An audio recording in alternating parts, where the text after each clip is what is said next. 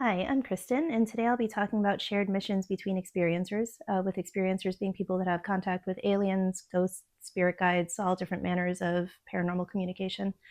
Um, so I've spoken about spiritual protocols in a prior video, but I've noticed that a part of quote the mission of experiencers is tied into kind of how we live our lives, have the similar lifestyle, have similar habits that are kind of encouraged to be followed. And so, even if somebody hasn't yet woken up to the idea that they've had contact, it seems like there's kind of like little intuitive hits or messages that are getting through to people, that it kind of binds us all together. And so, the kind of like the big spiritual protocols that a lot of us might notice, we're sharing are like taking care to get enough rest, get enough sleep every night, because we're going into like these kind of astral, lucid kind of dreaming states where we might get more communications or downloads, just anything that might be useful spiritually, like within our dreams. We're also called to kind of take better care of our bodies. So many years ago, I was called to become a vegetarian, and I've kind of been trying to clean up my diet more and more. So a lot of us are called to kind of eating fresh, clean food, and staying away from anything that's processed, anything with like way too much caffeine. Um, as experiencers, we are also kind of called to go within the mind, and kind of clear out any kind of shadows or negative muck, yuck, kind of horrible things that might be in there. So collectively, like a lot of us are drawn to meditation and practicing mindfulness, just anything that can kind of brighten and improve our kind of overall mindset, anything that makes us more optimistic. So just collectively as a group of people that are receiving communications from non-human intelligence, we seem to again like live very similar lifestyles, and it's tying into like this kind of shared mission. And I've noticed that during meditations, during dreams, I've received certain messages that other experiencers have also received. So, just as a few examples, like there's a friend of mine, and she saw a wraith, or like a kind of like this like really tall, gangly kind of being, wearing what looks like linen types of robes over itself. What I saw, it had like kind of linen covering all the way down over the face. She saw like kind of like half the face, or like a shorter piece over the face.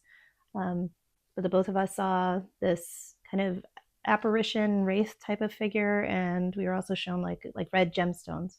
And so there's something kind of tying these beings and our messages all together, so that we're kind of working from the same framework of having the same information. And then there was another time that, let me see, um, I was given a message in a meditation of like, who am I speaking to right now? And I just heard within my mind like messengers of God. So I think in the Bible, it's like angels call themselves messengers, or the Bible refers to angels as messengers and not really angels unless it's an archangel.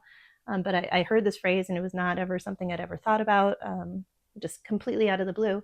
And then I was watching Carl Nell give a talk at the Soul Foundation conference a few years ago, and he was kind of just part of his speech, he was talking about like what type of non-human intelligence we're in contact with, and he said like they might be messengers of God.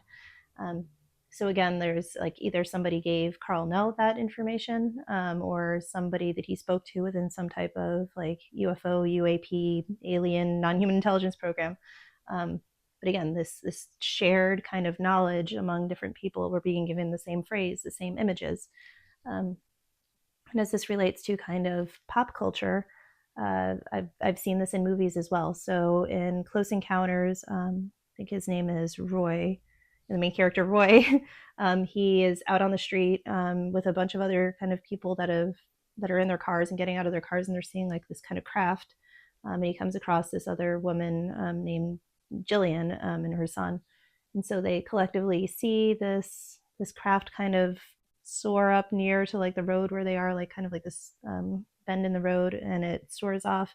And then from that point forward, Roy and Jillian have kind of like a shared mission. And so the both of them have like this like deep desire to kind of like know what's going on with like the craft in the sky. And in Jillian's case, her son ends up being taken. Um, but after like they've kind of had like this strong feeling of like I need to know what's going on, they were also given like downloads and information about, the Devil's Tower. And so, uh, it kind of hits Roy a lot harder, and so he starts like making like the Devil's Tower out of his mashed potatoes, and eventually like goes kind of a bit wild and starts bringing in a bunch of like mud and dirt and different materials from outside and building this huge Devil's Tower like in his house. But when he meets up with Jillian again later, who is this other experiencer that saw this craft with him, she was drawn to the exact same place and was shown the same place. And so it's very clear that they're kind of like beings that are working together and like coming to individuals one by one and kind of giving them the same info that they feel like they need. Um, and then one of my favorite movies, if not my favorite movie, is Signs. And I feel like there's so much interconnectedness between people and what kind of God or spirit is telling these people that kind of plays into how everything happens in the movie Signs. So obviously you have Graham, who is the father, the ex-priest or the ex-reverend of the family. And when his wife was passing away, he was told like swing away by his wife in like her last breaths. And it was like just kind of this message from spirit or God coming through his wife to him. And it ended up being like this whole kind of mission shared between Graham and his brother Merrill. So Graham is kind of like the messenger in this case, where he tells like Merrill at the end of the movie when he's seeing like this alien or this like kind of terrible creature like swing away, and so he's bringing that message through. And then Merrill, knowing what that meant, like because he used to play baseball when he was younger, he grabbed this bat off the wall and he was able to like swing and be like the person that like was the soldier, I suppose, that carried out kind of the message that was given through Graham's wife. Even going like a little bit deeper into the story, like Graham had a daughter named Bo, and she kind of always had a tick that related to water. She would always say that water was contaminated, and so in the end, it was like water that ended up like kind of getting rid of like these awful, terrible beings that were in Graham's home and kind of like all over the place throughout like America, throughout the world. And so that was also kind of like an instinctual type of like protocol that was coming through to Bo to kind of leave a lot of water around. And it ended up having like a really huge impact because that water was there to be hit and to kind of take care of the enemy, I suppose.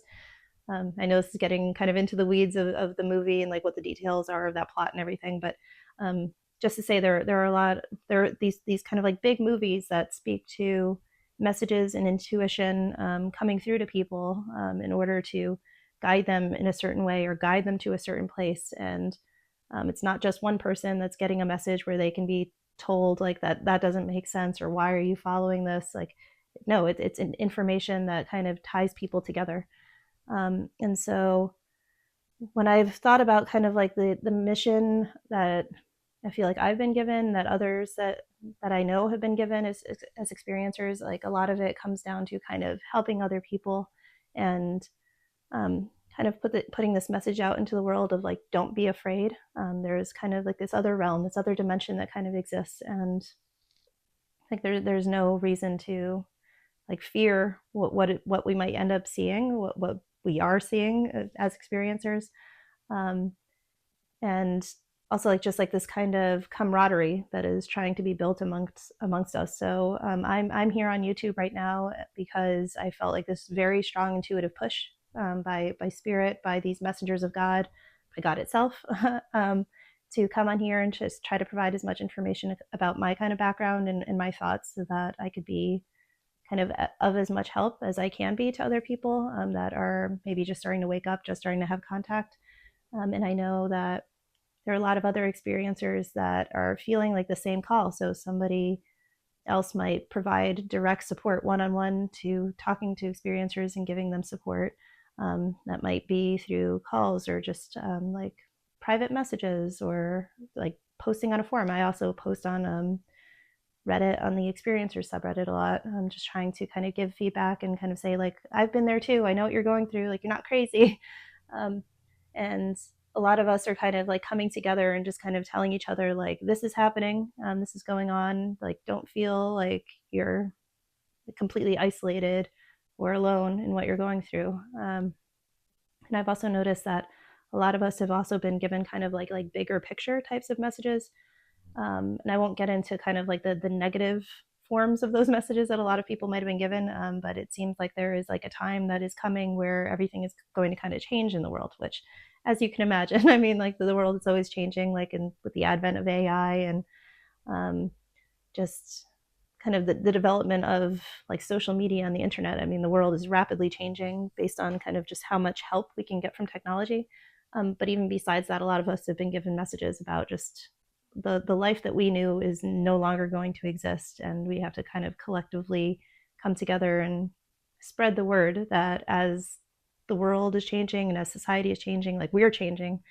Um, and just even as part of this, I feel like we're getting acclimated to like certain ideas of like what our world is made up of, and we're kind of being encouraged in our mission to share that.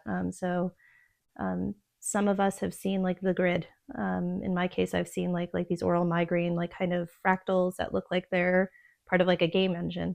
Um, and it kind of just shows kind of the unreality of our reality. So we're meant to talk about things like that. We see these same beings that look like greys or mantids, or again like these wraith-like apparition type creatures, or these cloaked figures.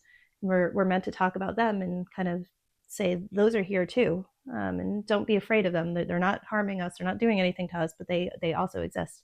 Um, and then I have also been shown in meditation myself with somebody else that I care about being on like this like white craft where all the walls are white and rounded, and white tables, white chairs, just white everything. And speaking to other experiencers, we find out that we are all seeing this same type of craft or the same kind of place where when we go there, it's just everything is just pure white, no color, no nothing. And so again, it's kind of solidifying that we're not making this up in our minds. It's not just pure imagination. I can't even think of a movie where like I've seen like these types of settings. I can't think of any books that have written about like these specific types of settings, but all of us collectively are being shown the same place or remembering that we were in the same place. And again, it goes to just realizing that we're all in it together, and we are all meant to kind of spread the word and support each other as we're being exposed to like this new kind of world, these new experiences that we're having, and explicitly how these new experiences are incorporating other beings into our lives. So if a lot of us are starting to see grays pop up in our room like I did recently, or we're just out on the street somewhere driving and we see orbs in the sky, we're meant to know that we're not alone in this universe and experiencers aren't alone.